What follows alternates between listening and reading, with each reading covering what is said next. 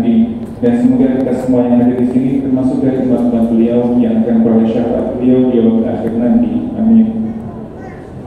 Kemudian kami ucapkan selamat datang kepada para jamaah, kepada ibu-ibu dan akhwat ikhwati serta kajian pada pagi hari ini, juga kepada bapak-bapak yang mengantarkan.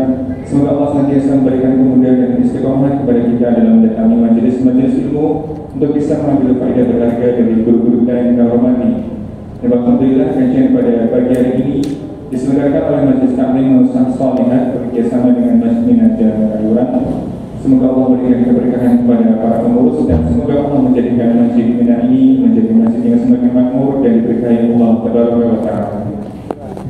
Dan pagi hari ini insya Allah kita akan bersama-sama mendengarkan ilmu yang akan disampaikan oleh guru kita Ustaz Al-Asraji Radhiyallahu Ta'ala, yang pada kesempatan kali ini melanjutkan pembahasan kitab Fiqh Sunnatin Nisa, membahas tentang syarat sah salat bagi wanita. Dan alhamdulillah saat ini Ustaz sudah hadir di tengah-tengah kita. Untuk itu kami menghimbau kepada para jamaah untuk kembali meluruskan niat dan untuk bisa mengambil posisi itu yang benar dalam belajar, dan agar bisa masuk ke dalam masjid, ke depan untuk bisa mendekati takbir, agar bisa lebih jelas dalam mendengar suara Ustaz melalui speaker yang ada di dalam masjid. Dan kami ingatkan kepada para jamaah untuk kita tetap mencatat ilmu yang disampaikan oleh guru kita, agar nantinya bisa kita belajar kembali di rumah dan bisa kita amalkan insyaallah dalam kehidupan kita sehari-hari. Dan bagi para jamaah yang nanti ingin bertanya kepada Ustaz berkenaan dengan tema yang kita bahas pada pagi hari ini, bisa dipersiapkan dengan menuliskan di secari kertas yang sudah disiapkan oleh panitia, dan bisa dititipkan kepada panitia atau nanti bisa diselipkan pada takbir yang ada di depan jamaah sekalian. Dan kami ingatkan juga kepada para jamaah sebagai bentuk ikhtiar menjaga lingkungan. Kami himbau kepada para jamaah untuk bisa membawa tumbler dan wadah sendiri saat menghadiri kajian untuk digunakan saat mengambil minum dan snack yang disediakan oleh panitia, dan dimohon untuk tidak meninggalkan sampah atau bisa mengelola sampahnya masing-masing. Dan juga bagi jamaah yang membawa anak kecil untuk bisa dikondisikan, sudah disediakan kids corner yang disediakan untuk memfasilitasi anak-anak agar tetap kondusif selama kajian berlangsung.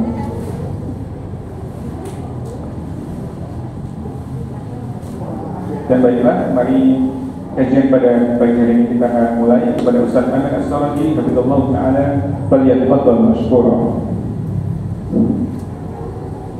Baik, bismillahirrahmanirrahim. Assalamualaikum warahmatullahi wabarakatuh. Alhamdulillah, nahmaduhu wa nasta'inuhu wa nastaghfiruh wa na'udzu billahi min shururi anfusina wa min sayyiati a'malina. Man yahdihillahu fala mudilla lahu wa man yudlil fala hadiya lahu. Wa asyhadu an la ilaha illallah wahdahu la syarika lahu wa asyhadu anna Muhammadan 'abduhu wa rasuluh sallallahu alaihi wasallam. Allah Ta'ala fi kitabihil karim, ya ayyuhalladzina amanu taqullaha haqqa tuqatih wa la tamutunna illa wa antum muslimun.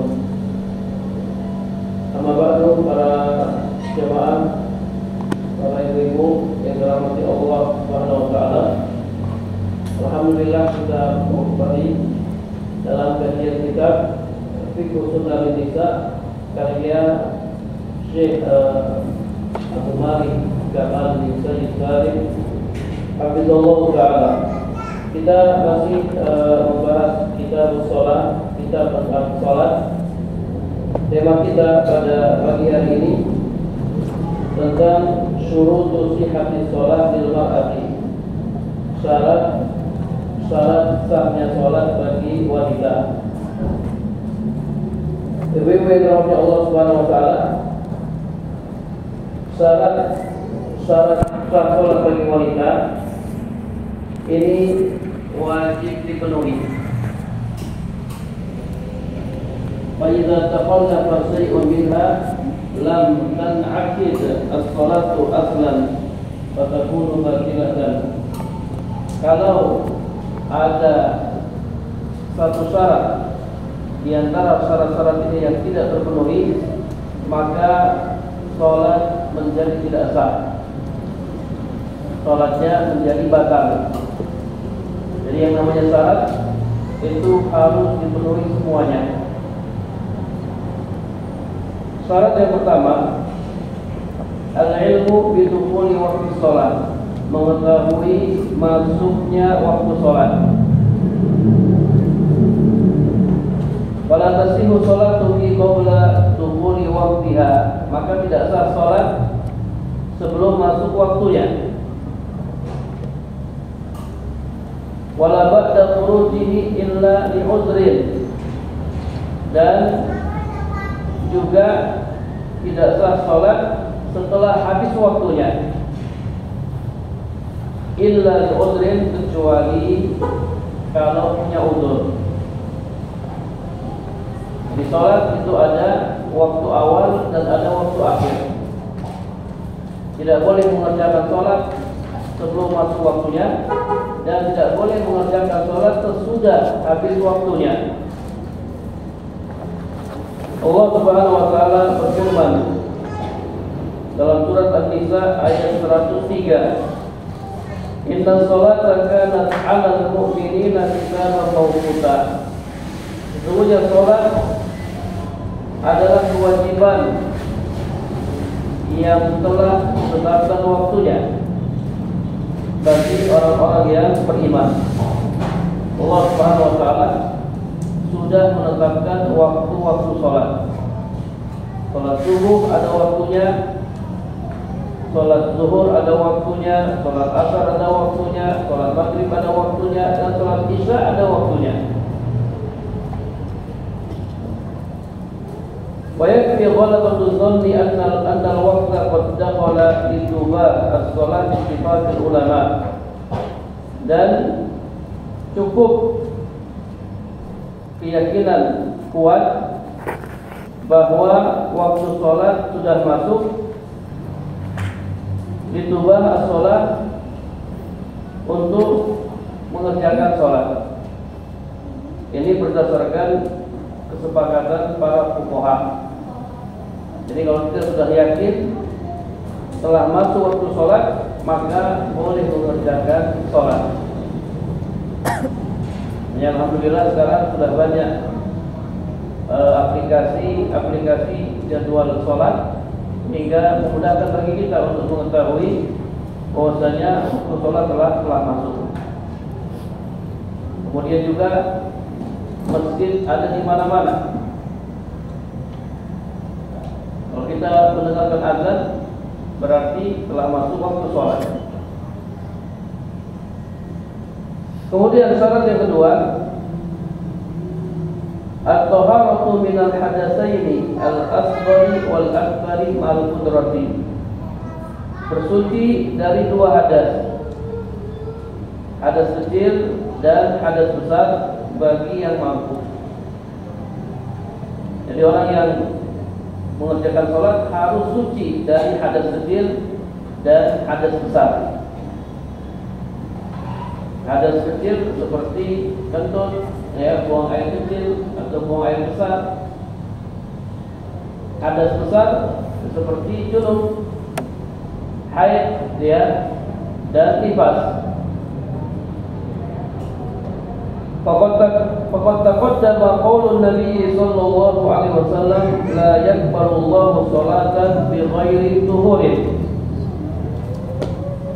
Dan kami telah menyampaikan sabda Nabi sallallahu alaihi wasallam dalam hadis riwayat Muslim, Allah Subhanahu wa taala tidak menerima salat tanpa bersuci. Kalau ada orang salat tanpa bersuci, maka salatnya tidak diterima oleh Allah Subhanahu wa taala.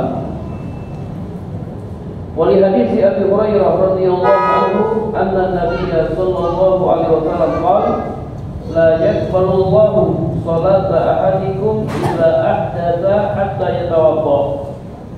Dan juga berdasarkan hadis Abu Hurairah radhiyallahu anhu bahwasanya Nabi sallallahu alaihi wasallam bersabda, Allah Subhanahu wa taala tidak menerima salat salah seorang di antara kalian apabila dia berhadas sampai dia berwudu.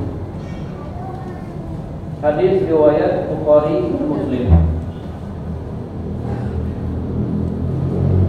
Kemudian yang ketiga, taharatus thawbi wal badani wal makani alladhi yusalla fihi.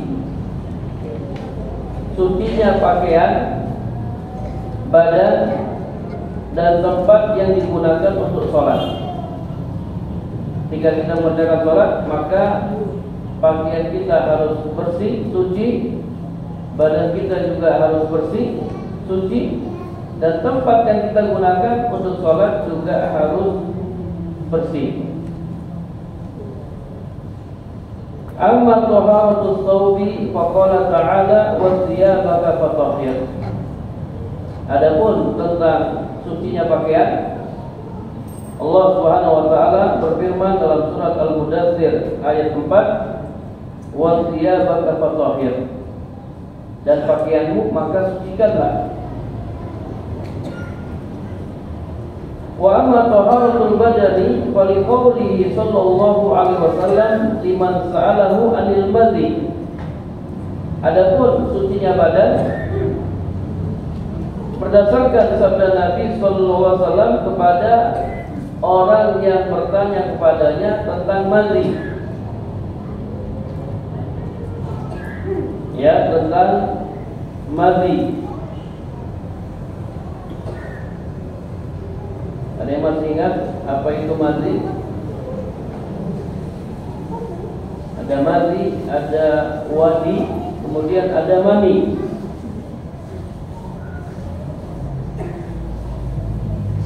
Madhi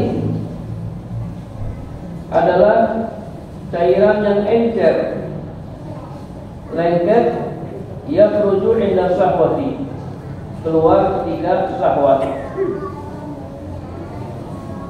Kalau mula'abati, ya seperti berjulu, dengan sebatas topik berjulu, kemudian keluar cairan dari kemaluannya, cairan itu disebut dengan madhi. Au tadzakuril jima', au iradatihi, atau mengingat melakukan hubungan intim, atau ingin punya keinginan untuk melakukan hubungan intim, lalu keluar cairan dari kemaluan, maka cairan itu disebut madhi. Wala yakunu nafiqan wala yaqubuhu futurun. Dan madhi keluarnya tidak tidak nyemprot dan tidak mengakibatkan loyo. Berbeda dengan mani. Kalau mani keluarnya memanjang, ya, mudarat dan mengakibatkan loyo. Wa rubbama la yuhassu bi khurujihi, dan terkadang keluarnya tidak terasa. Wa yakunu lirajuli wal mar'ah wa huwa fi nisa'i aktsar. Keluarnya madhi ini dialami oleh laki-laki dan perempuan, dan perempuan lebih sering, ya, mengalaminya. Wa huwa najisun bi ittifaqil ulama, dan madhi ini hukumnya najis berdasarkan kesepakatan para ulama. Baik. Jadi Nabi sallallahu alaihi wasallam pernah ditanya tentang madhi. Kemudian Nabi bersabda, tawaddo waqtil zakaraka. Berwudulah dan cucilah kemaluanmu. Kalau seandainya ada orang keluar madhinya, maka dia harus mencuci kemaluannya, membersihkan kemaluannya. Wa qala bil mustahabati iksili ankidan wa sholli. Kemudian Nabi juga pernah bersabda kepada wanita yang istihabah, iksili ankidan, cucilah darahmu, wa sholli, dan sholatlah. Tentang istihabah ini nanti kita akan bahas pada babnya. Di darah yang keluar dari kemaluan wanita itu ada darah haid, ada darah nifas, dan ada darah istihabah. Saya beri dalil tentang sucinya badan. Wa amma taharatul makan, adapun sucinya tempat, Fali amrihi sallallahu alaihi wasallam bi iraqati sajlil ma' ala baulil a'rabi fil masjid. Karena Nabi sallallahu alaihi wasallam memerintahkan untuk menyiram air kencing Arab Badui dengan satu timba air fil masjid, di masjid. Jadi Al-Kisah, ada seorang Arab Badui. Orang Arab Badui ini orang Arab yang tidak tahu tata krama, tidak tahu sopan santun, agak kasar, biasanya kasar. Pernah suatu ketika dia masuk masjid, kemudian kencing di masjid. Dia bukan kencing di toiletnya masjid, dia kencingnya di masjid. Kemudian Nabi Sallallahu Alaihi Wasallam memerintahkan agar kencingnya disiram dengan air. Ini dalil bahwasanya tempat yang digunakan untuk sholat harus bersih dari najis. Tempat yang digunakan untuk sholat harus bersih dari najis. Kencing manusia itu najis. Wa hadhil adillah tadullu ala wujubi tathhiri thawbi wal badani wal makan qabla shalah. Dalil-dalil ini menunjukkan wajibnya membersihkan pakaian, badan, dan tempat sebelum sholat. Lakin hadza la yashtaratu bi makna anna man shallat wa 'alaiha najasa wa hiya 'alimatun biha mustati'ah bi izalatiha takunu azimatan wa shalatuha shahihah. Perhatikan ya, ibu-ibu yang dirahmati Allah Subhanahu wa taala. Namun ya, sucinya pakaian, badan, dan tempat yang digunakan untuk sholat itu bukan syarat sahnya sholat. Ini adalah syarat wajibnya sholat. Jadi beda, ada syarat sah sholat, ada syarat wajib sholat. Ini syarat wajib sholat. Artinya apa? Seandainya ada orang sholat dan padanya ada najis, dari badannya ada najis atau di pakaiannya ada najis, dan dia tahu bahwasanya di pakaiannya ada najis,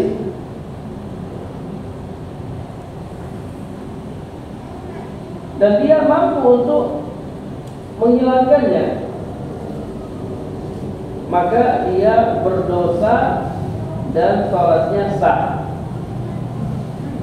Dia berdosa dan sholatnya sah. Jadi perbedaan syarat sah sholat dengan syarat wajib sholat. Kalau syarat sah sholat, ya, kalau tidak dipenuhi maka sholatnya tidak sah. Berbeda dengan syarat wajib sholat. Syarat wajib sholat kalau tidak dipenuhi maka sholatnya masih sah, tapi dia berdosa. Dia berdosa. Jadi kalau ada orang sengaja sholat dengan pakaian yang ada najisnya, maka sholatnya sah, tapi dia berdosa.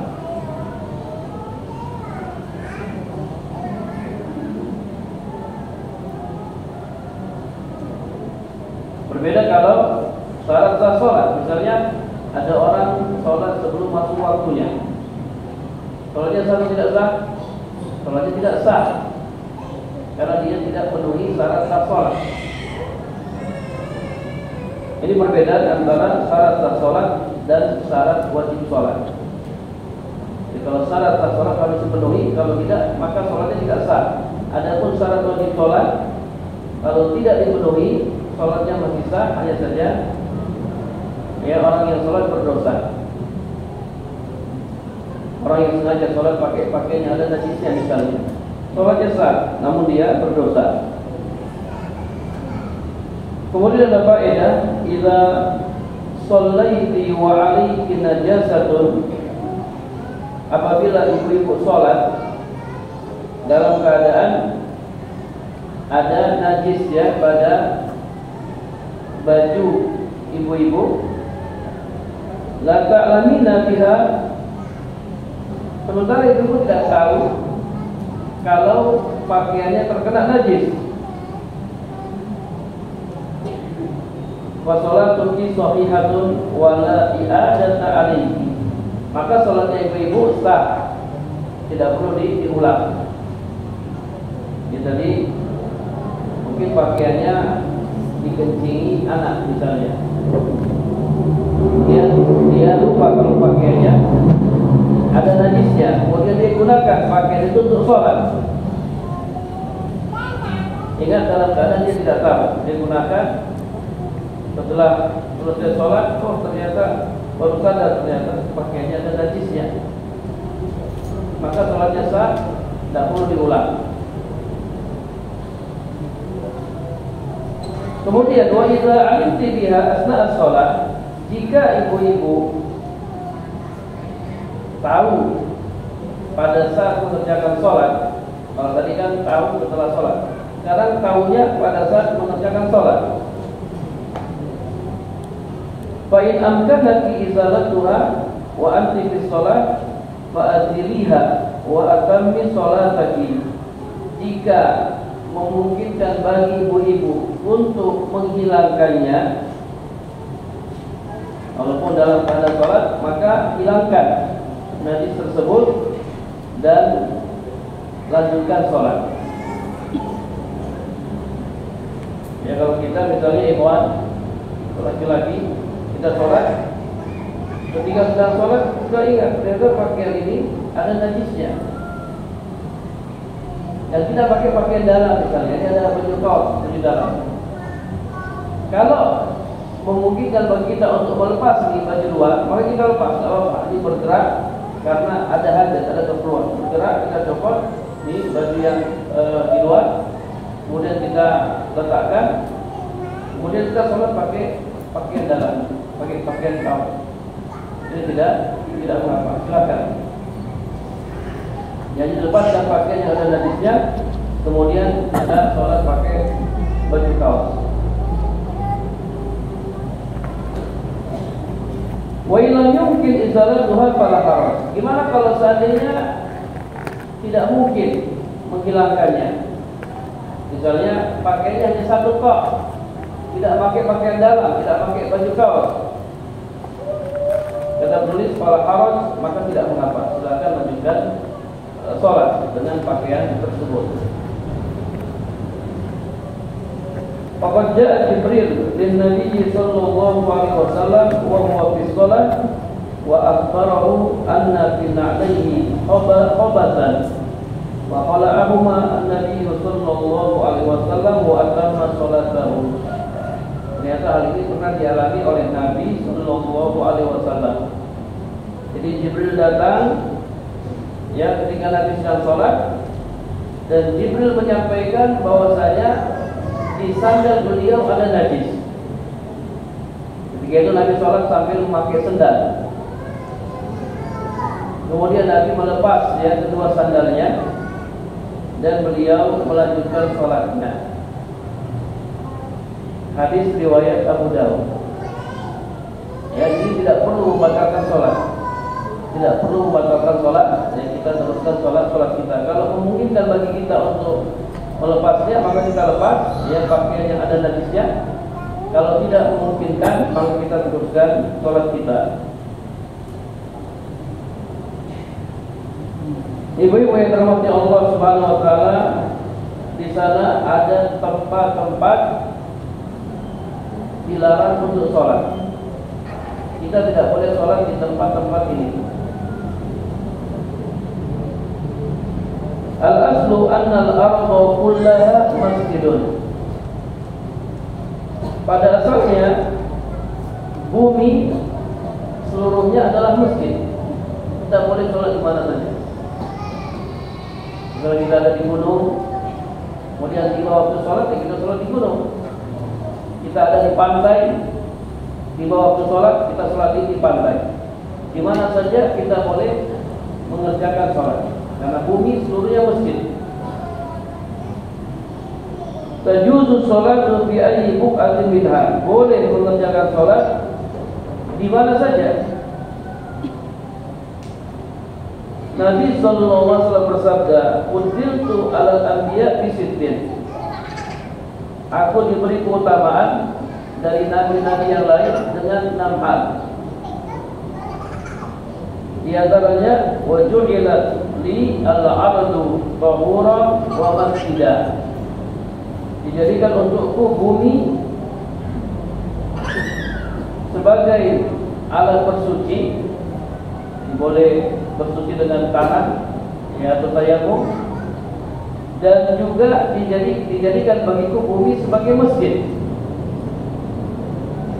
Ini keutamaan Nabi sallallahu alaihi wasallam dari nabi-nabi yang lain. Jadi boleh sholat di mana saja. Boleh sholat di mana saja. Kecuali di tempat-tempat berikut ini, karena ada larangannya. Yang pertama, mabarikul ibili, kandang onta. Tidak boleh sholat di kandang unta. Hal ini berdasarkan sabda Nabi sallallahu alaihi wasallam, la tusallu fi mabarikil ibili fa innaha minasyayatin.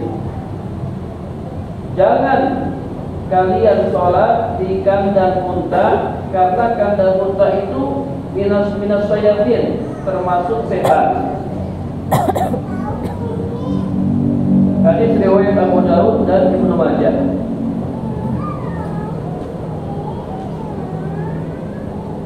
Ya, jadi dilarang sholat di kandang unta karena kandang unta itu tempatnya syaitan. Syaitan sering bermalam di kandang unta.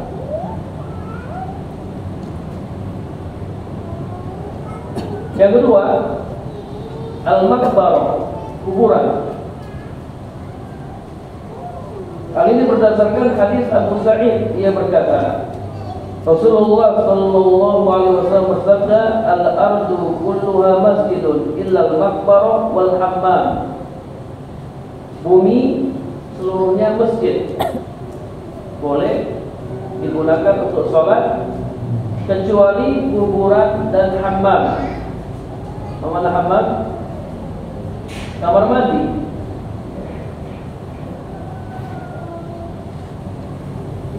Kemudian Nabi sallallahu alaihi wasallam juga bersabda, la'anallah al-yahuda wan nasara ittakhadhu qubur anbiya'ihim masajidan. Semoga Allah melaknat orang-orang Yahudi dan orang-orang Nasrani. Mereka menjadikan kuburan nabi-nabi mereka sebagai masjid. Jadi kuburan dijadikan sebagai masjid, dijadikan sebagai tempat ibadah. Ini tidak dibolehkan. Ini perbuatan orang-orang Yahudi dan orang-orang Nasrani. Nabi mendoakan laknat. Semoga Allah melaknat orang-orang Yahudi dan Nasrani. Mereka jadikan kuburan nabi-nabi mereka sebagai masjid. Makna menjadikan kuburan sebagai masjid yang melakukan ibadah di kuburan, melakukan ibadah di kuburan seperti sholat, ya, ini tidak dibolehkan. Lakin yustasna minan nahyi sholatul janazati wa innaha tajuzu indal qabri kama sayati. Akan tetapi dikecualikan sholat jenazah. Sholat jenazah boleh dilakukan di kuburan, bagaimana nanti dijelaskan dalam bab al-janaiz, dalam bab atau dalam kitab tentang jenazah. Jadi sholat jenazah, ini khusus ya, sholat jenazah boleh dikerjakan di kuburan. Itu pun ya sholatnya menghadap kiblat, bukan menghadap kuburan. Menghadap kiblat bukan menghadap kuburan. Kemudian yang ketiga, al-hammam. Tidak boleh sholat di kamar mandi.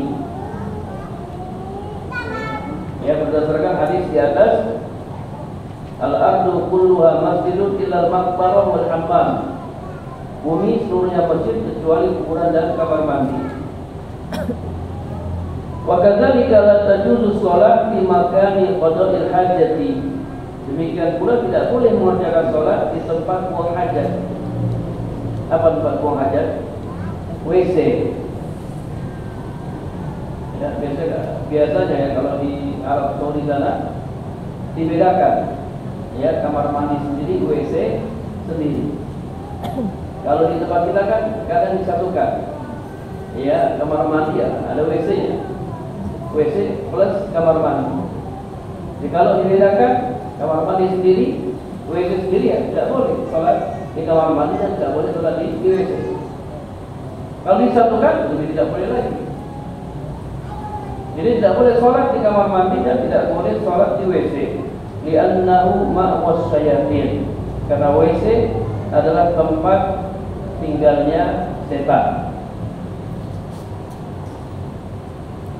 Dari Zaid bin Arqam bahwasanya Nabi sallallahu alaihi wasallam bersabda, "Anna hadhil khusus muhtadaratun."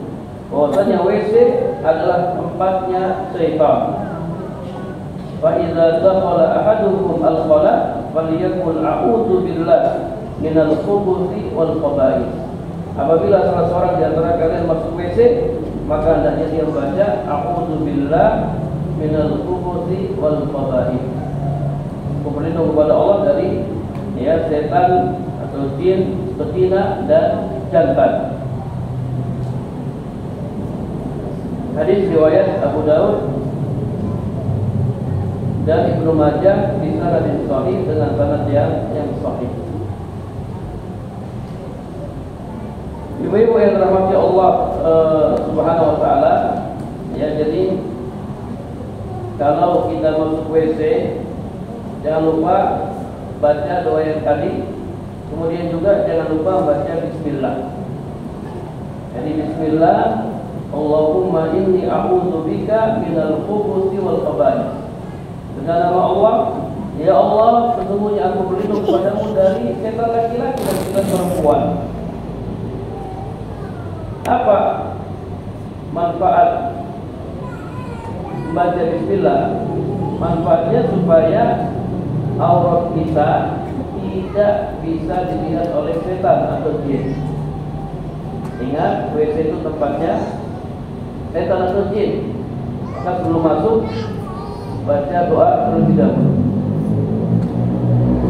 Nabi sallallahu alaihi wasallam bersabda, "Satru ma baina a'yunil jinni wa awrati bani Adam, idza dakhala ahaduhumul khala ay yaqula bismillah."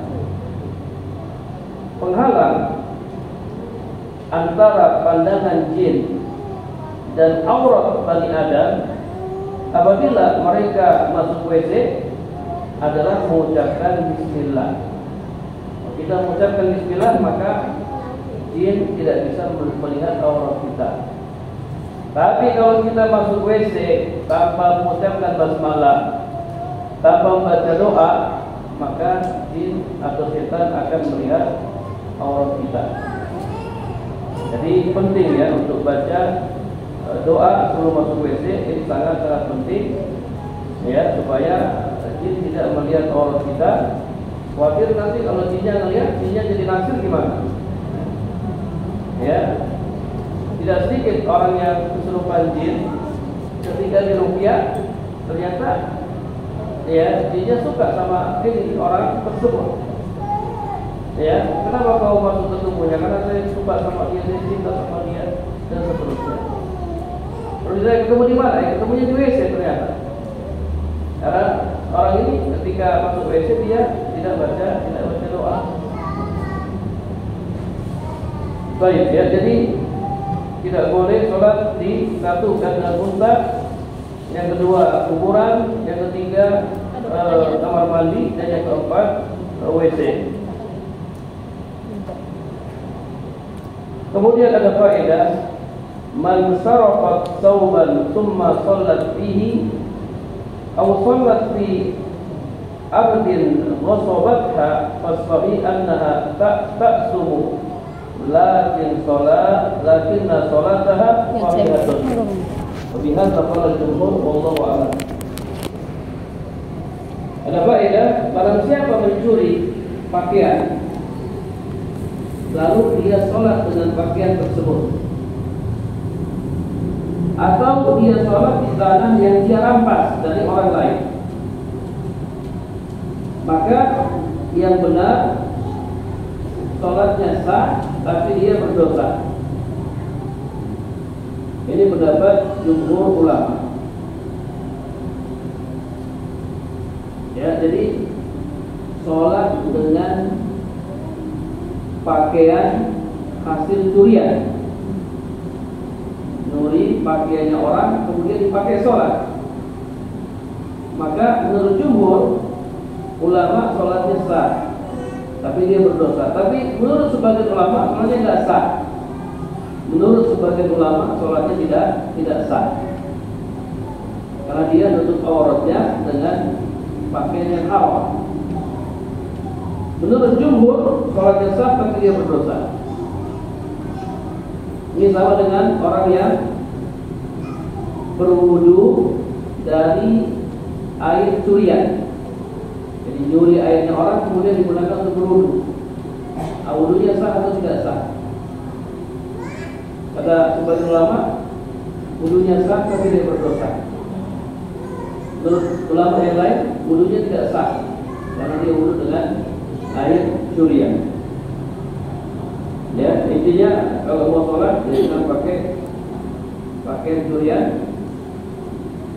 jangan pakai sejadah curian, jangan juga pergi ke masjid pakai sendal curian. Ada orang ke masjid ya perginya bawa sendal yang jelek, pulangnya bawa sendal yang bagus. Nah ini tidak dibolehkan karena berdosa. Hukumnya dia berdosa. Nah, sholatnya sah, tapi dia berdosa.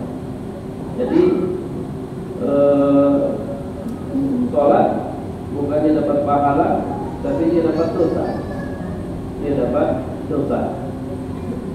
Pakailah pakaian yang halal. Baik, kemudian syarat yang keempat,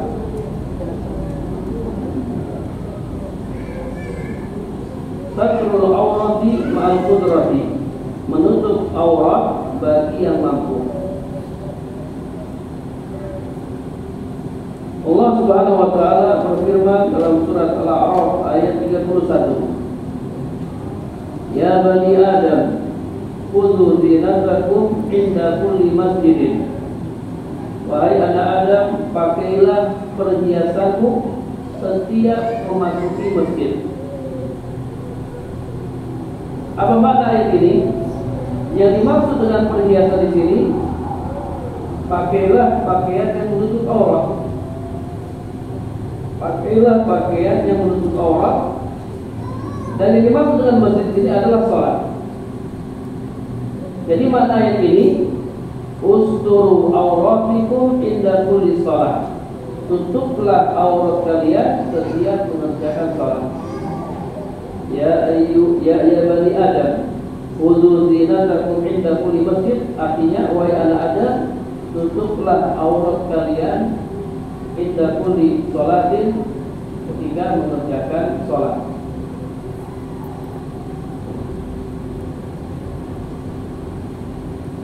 Baik, sekarang batasan aurat wanita dalam sholat. Batasan aurat wanita dalam sholat. Yang pertama, idza sholatil mar'atu walau bi hadratil ajanib fa 'alaiha an tasdura jami'a badaniha illa al-wajha wal kaffaini 'inda al-jumhur. Apabila seorang wanita mengerjakan sholat, ya walaupun di hadapan laki-laki lain yang bukan mahramnya, maka dia wajib menutupi seluruh badannya kecuali wajah dan kedua telapak tangan. Indah jumhur, ini menurut mayoritas ulama. Wanita yang mengerjakan sholat, dia wajib menutupi seluruh tubuhnya kecuali wajah dan dua telapak tangan.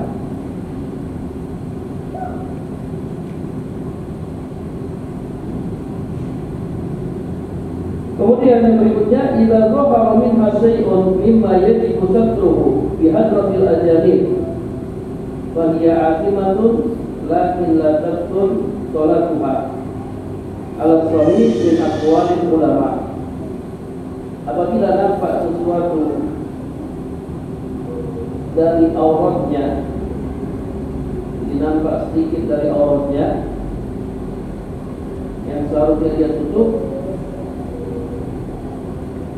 di hadapan laki-laki yang bukan mahramnya, maka dia berdosa. Namun sholatnya tidak batal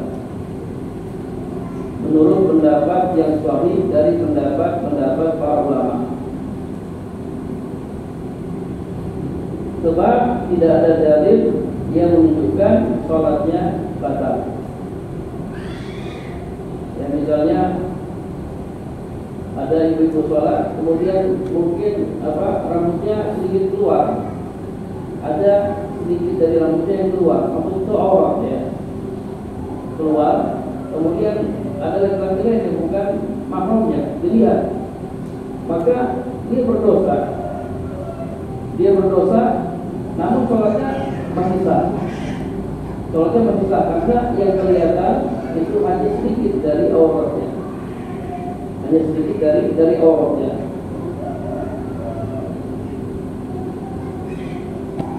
Amma idza kanat al-mar'atu tusalli munfaridatan aw yahduruha az-zawju aw al-maharim.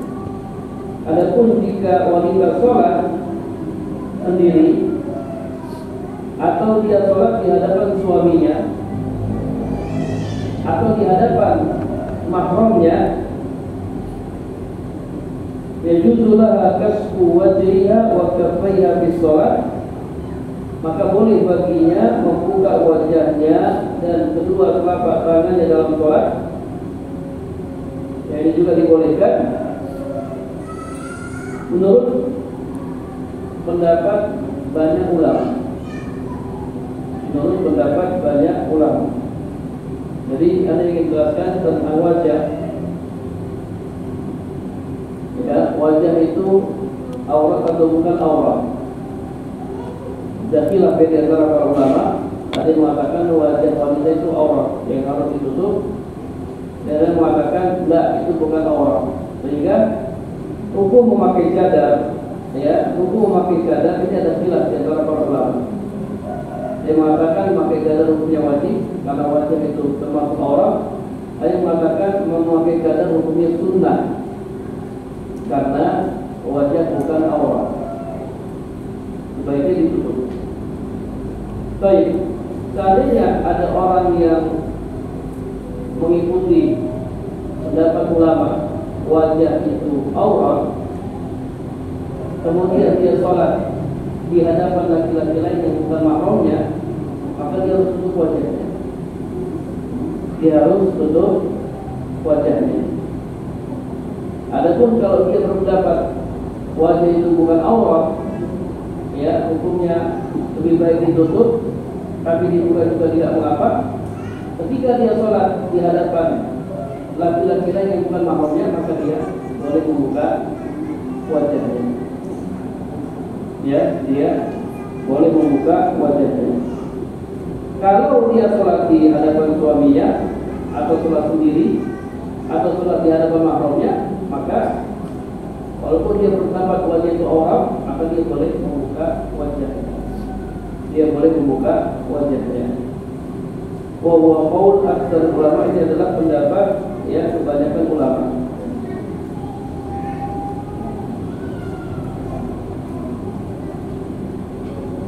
Wa binisbati li sya'ril mar'ati fi shalah, terkait rambut wanita dalam sholat,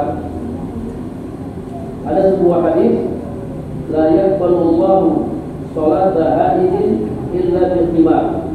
Allah Subhanahu wa taala tidak menerima sholat wanita yang sudah haid kecuali dengan memakai kerudung. Ini hadis riwayat Abu Dawud, Tirmidzi dan yang lainnya. Wa huwa insan atau apa? Namun hadis ini lemah ya. Kalau menulis hadis ini lemah, hanya saja ya walaupun hadis ini lemah, Imam Tirmidzi berkata hadis ini diamalkan oleh para ulama. Artinya apa? Wanita kalau dia sudah balik, sudah dewasa, sudah balik, sudah haid, lalu dia sholat dalam keadaan tidak pakai kerudung, la tajuzu sholat duha, maka sholatnya tidak sah. Sholatnya tidak sah.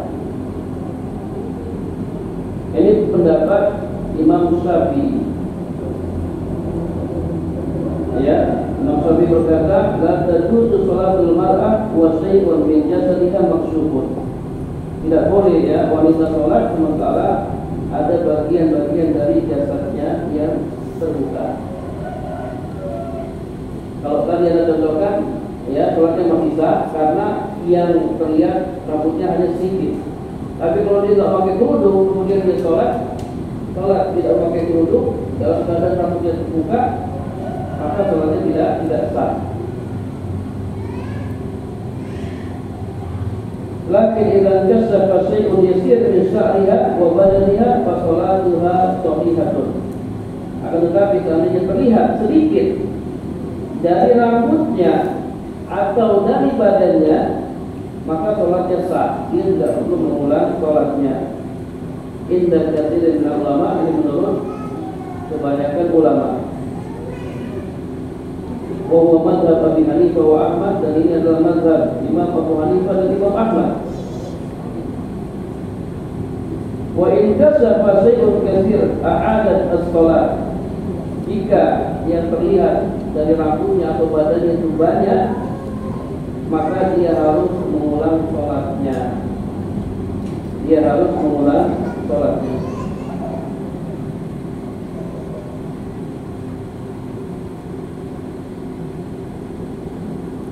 Kita sampai jam berapa?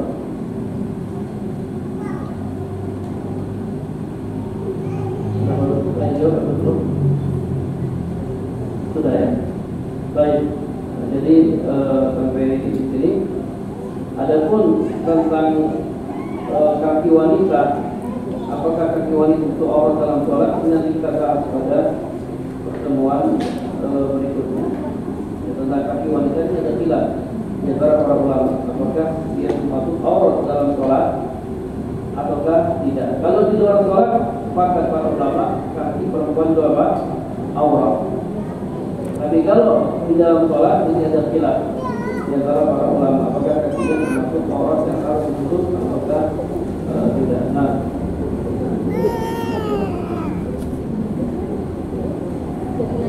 pada saya ini silakan.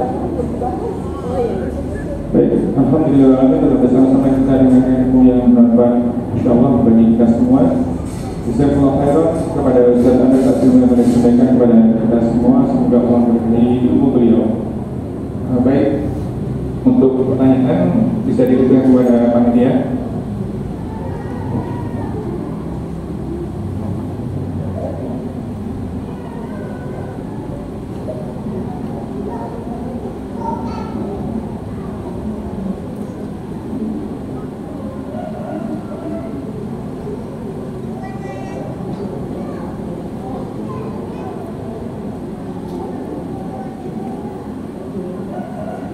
Baik, ada beberapa pertanyaan masuk. Yang pertama, Ustaz, bagaimana kalau masjid di lingkungan kuburan atau masjid ada kuburan dalamnya? Jadi kalau di masjid ada kuburannya, maka nggak boleh sholat di situ. Tidak boleh sholat di masjid tersebut. Apa batasannya? Batasannya kalau dia masuk lingkungan masjid, masuk pagar masjid misalnya. Jadi tidak harus dalam masjid. Dia kalau ada di halaman masjid dan masuk dalam lingkungan masjid juga tidak boleh sholat di masjid tersebut. Jadi ada larangan yang sangat keras dari Nabi Shallallahu Alaihi Wasallam. Kalau seandainya yang ada di situ kuburan terlebih dahulu, kemudian dibangun masjid, maka masjidnya yang dirobohkan. Tapi kalau seandainya masjid terlebih dahulu ada, kemudian setelah itu kuburan, maka kuburannya dipindahkan. Kuburannya ya yang dipindahkan. Jadi tidak boleh sholat di masjid yang ada kuburannya. Ada larangan keras dari Nabi Sallallahu Alaihi Wasallam.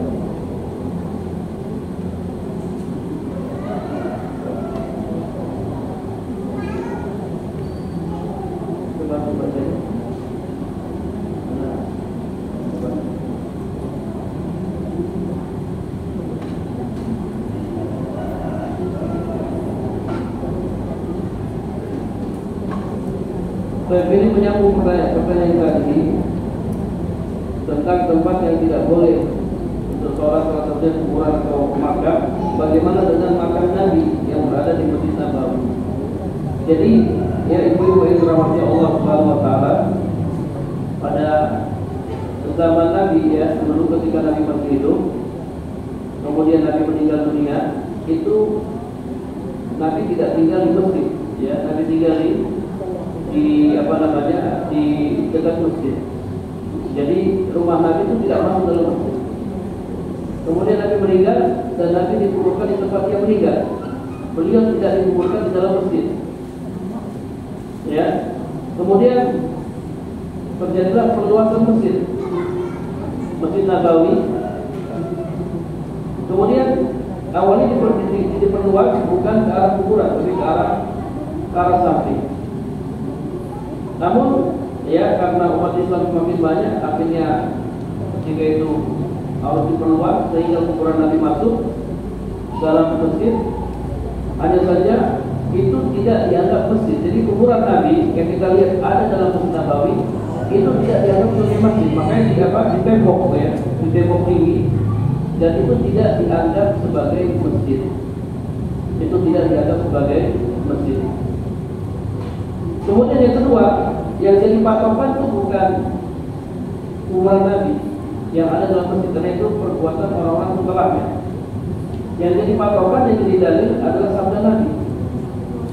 Ya, yang kita ikuti sabda Nabi Sallallahu Alaihi Wasallam, dan Nabi larang yang kita menjadikan kuburan sebagai masjid. Dan sudah kita bacakan, Nabi mendoakan laknat bagi orang-orang yang menjadikan kuburan sebagai masjid. Jadi Masjid Nabawi itu bukan dalil ya. Sekali lagi Masjid Nabawi itu bukan dalil, apalagi itu ya pada asalnya kuburan Nabi bukan dalam masjid, di luar masjid. Kemudian terjadi perluasan sehingga kuburan Nabi masuk, namun itu tidak dianggap sebagai masjid. Maka dikasih tembok yang tinggi ya, tembok yang tinggi. Ini jadi fitnah atau jadi ujian bagi umat Islam ya. Namun yang kita ikuti sekali lagi sabda Nabi Sallallahu Alaihi Wasallam, bukan apa yang ada di Masjid Nabawi sekarang.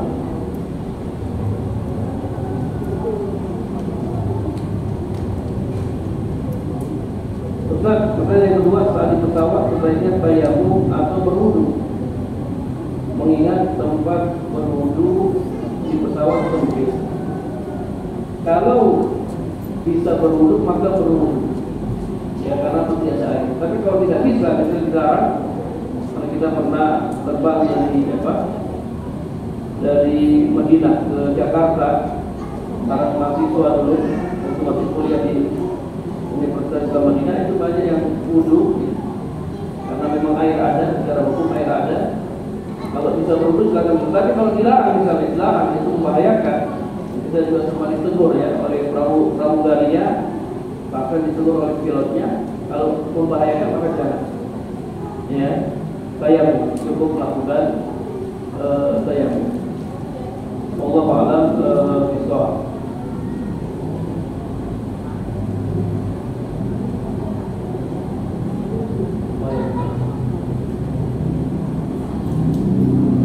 Bagaimana dengan baju akhwat yang panjang yang terkena najis ya? Memang kaki itu aurat, harus ditutup. Jika buat baju itu ya bagusnya dipanjangkan sejengkal, ya sejengkal. Kalau dipanjangkan sejengkal, otomatis pakainya terkena tanah.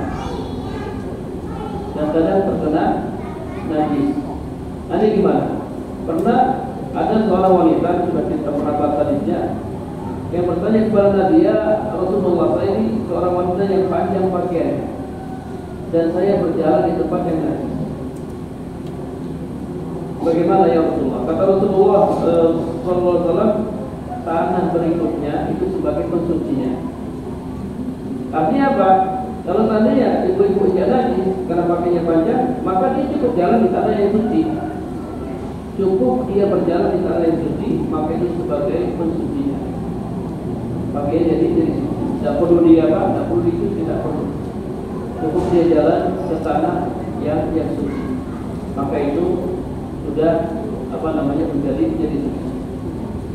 Kalau dia menyuci tidak ada masalah, cuma merepotkan. Jadi cukup baginya untuk berjalan di tanah yang suci.